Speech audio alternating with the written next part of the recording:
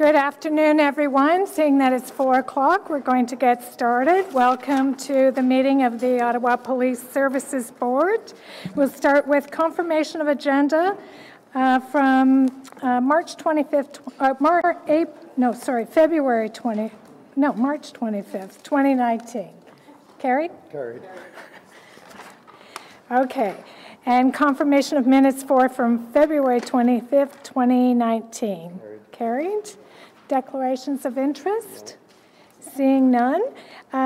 Reports, there is a Human Resources Committee. I'm the chair of that one. The Human Resources Committee met in camera on February 22nd. At the February board meeting, we reported publicly on our discussions regarding the recruitment process for the Chief and Director General positions. We decided to run concurrent national processes for both positions. This evening in camera, we will be having further discussions on our selection of a search firm. Our next HR committee meeting is on April 4th, where we will meet in camera to make our final selection of a firm. So received on that report? Thank you. Item number 1, Chief's verbal report. We're going to hold that and come back to it. This is the consent agenda now. Item number 2, board committee appointment, and that is Member Nerman. So carried? Carried. Congratulations, Member Nerman. Welcome to the board. Item number 3, Canadian Association of Police Governance Membership Renewal. Carried. Carried. Item number 4, Ontario Association of Police Services Board Annual Conference. Carried. Carried. Thank you. Item number 5, Igniting the Spirit fundraising event for the Wabano Centre for Aboriginal Health. Carried. Carried. Item number 6, TELUS Communications Inc. NG 911 contract. Carried. Carried. Item number 7, appointment of Special Constable, Carleton University. Carried. Carried. Item number 8, sworn promotion process 2018 annual report. Carried. Carried. Thank you. Item number 9, report on the SIU investigation. I'd just like to make a comment. Is it brief? Very brief. Go ahead.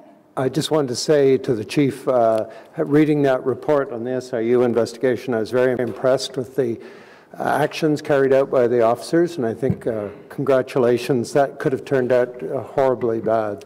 So I just thought it was really excellent and wonderful work. Thank you, Madam Chair. We'll make sure that the officers are made aware of the comments made tonight. Okay, and thank you, Member Smallwood. So carried on that report. Carried. Item number 10, outstanding board inquiries and motions for March 2019. Okay, received? Received. Item number 11, letters of commendation. Received? Received. Okay, and so that's the end of the consent agenda. We'll return to our only held item, which is the Chief's verbal report. Chief. Thank you, Madam Chair. Good afternoon. I have a brief verbal update for you this month. We all know how important it is to be a good neighbour and look out for one another, but that lesson was never more apparent after officers from our F Platoon East Division responded to a wellness check from a concerned neighbourhood at an East End home. When they arrived, the property looked uninhabited. An entire season of snow was left unshoveled. After our officers made their way to the door, they discovered an elderly man stuck inside, unable to get out. He had been subsisting on items of food that he had in the house and had been trapped inside since Christmas. Our officers diligently dug him out and replenished his groceries and ensured that he was safe. This is just one example of the great work our members do. There are hundreds of stories like these that don't make the headlines but are just to serve and protect the residents who live here. We continue to target problem addresses around the Vanier area. These addresses have been creating issues relating to crime and social disorder issues and often involve drug trafficking and consumption. I want to thank residents for their help with these initiatives and for providing information to the area's community police centre officer. And over the St. Patrick's Day weekend, officers from Frontline Patrol, Traffic Services, Bikes and Beats, and Emergency Operations were out in a collaborative push to patrol areas to ensure public safety. We work together with our city partners. In total, 78 provincial offence notices were issued. There have been 2 recent incidents involving dog attacks. In the first incident, Constable Amanda Monroe was viciously attacked outside a residence, sustaining serious injuries to her arm. She was able to neutralize the imminent threat, and the dog was shot by her while trying to fight it off. Another incident occurred just last week when we received a 911 call from a woman screaming. Once on scene, a large aggressive dog was mauling a 44-year-old woman. Officers shot and killed this dog to prevent it from further injuring this person. Using a weapon is always a very difficult choice for any officer to make. It's important to know this for any officer to make. It's important to know that the safety of the residents and our officers will always be paramount, and I'm satisfied that these officers responded in an appropriate way. Some news on our gala. We've received a record number of submissions for our 10th anniversary of the OPS Gala. In total, we received 46 applications from worthy Ottawa charities, and it'll be a difficult decision for the selection team to narrow it down. The selected applicants will be announced in the coming months. We also continue to focus on gun violence and suppression. Already this year, we have seized 14 crime guns. We have action in a number of shootings, with 15 year-to-date compared to 23 in the same time frame of 2018, though that number fluctuates throughout the year. The presence of illegal firearms is still very real and poses a threat to our community and our officers. In one recent traffic stop, our officers seized 2 handguns. In another, officers for possible impaired driving. After questioning the man, officers discovered drugs and a shotgun inside the vehicle. It's with great sadness that I inform you of the passing of Elder Joe McQuarrie on March 13th.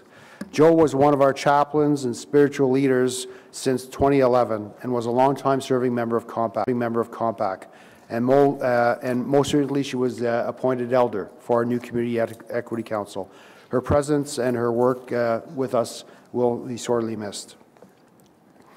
I also want to update the board on our use of the automatic license plate recognition system.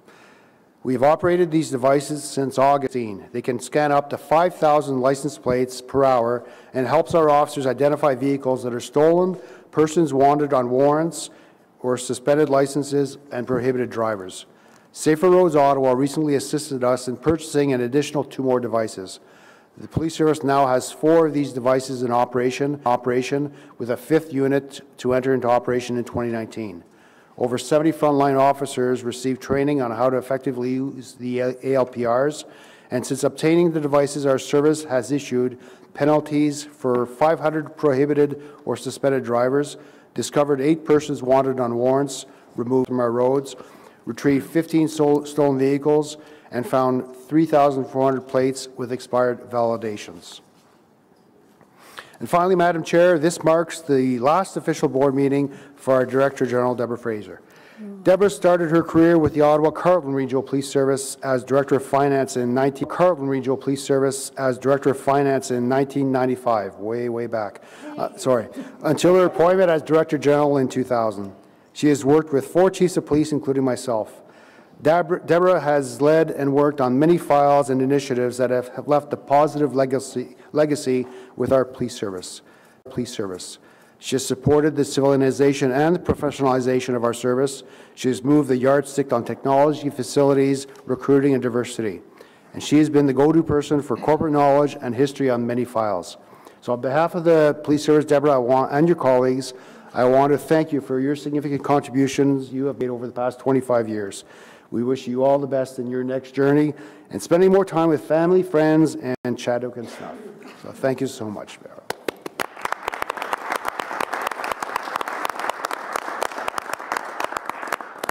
Chadwick and Snuff are my adopted racing greyhounds, just in case anyone's wondering. Greyhounds. Thank you very much, Chief. I've long said that this is the best job in this city. There aren't too many times where you get an opportunity to work with great colleagues, to improve your own work as a professional, and to do something on behalf of the community. And it's been an honor and a privilege to serve Ottawa Police. Thank you. Okay. Thank you, Chief, for the update, and thank you, Deborah, for your many years of dedicated service to the citizens of Ottawa. You will be greatly missed, and we appreciate your hard work. Member Nerman. Thank you, Madam Chair. I wish to thank our board ED, Ms. Ferraro, in making arrangements with Chief Bordello in affording me the opportunity to do ride-alongs. I spent close to 9 hours this and attended calls for service with central frontline officers in the Byward Market and Centertown. I also had the opportunity to visit Tactical Unit, Cell Block, OPS Comm Center, Frontline Patrol Central, Sergeant's Decks, OPSAC, and West Division Frontline Night Shift Patrol Briefing at the Green Bank Station. I must confess that it was an eye-opening experience for me and was able to witness how our men and women in uniform are working hard to keep our city safe. I am confident this exercise will definitely assist me in discharging my duties as member of this august board. I expect to continue such rides and interactions in the future as well to gain more experience on ground and able to put forth some constructive suggestions for our police force and the board. Thank you all for your attention. Thank you, Member Nerman, and congratulations on doing that. That's a great initiative, and I know Member Blostein has done a lot of that, and I think some of the other members, so good for you. Member Egley. Thank you, Madam Chair. Chief, I was just wondering, you had given us some statistics on St. Patrick's Day in terms of arrests and offenses. Is that better, worse, compared to what we've had in previous years? So yeah, it's actually our presence this year was not only around the response that day. We spent quite a bit of time building up because, like most cities our size, what we're seeing is an increase in a partying behavior around certain events. St. Paddy's Day being one of them. Football games like Panda being others. So this year we actually took a bit of a different response, and we spent time in advance working with landlords, working with the university, and working with the tenants to talk about safe partying and our expectations on that day. We followed that up with a response plan that was very effective on the day, and it resulted in an increased enforcement presence of us and our ability, based on the crowds that came around, to mitigate any sort of street takeovers or large party gatherings. Okay, but the question was, were there more charges laid this year than in previous years, or was this? There was more enforcement activities, considerably more than in Panda with crowds that weren't the same size. We took an earlier posture and did lay more charges earlier in the day and throughout the day. Worked with bylaws so that they could have an enforcement presence as well. So is that a success or not a success? Because you've laid more charges, which would seem to indicate that the problem's gotten worse, or you didn't, or you've got a different. I'm just not sure if that's a good news story or a bad news story.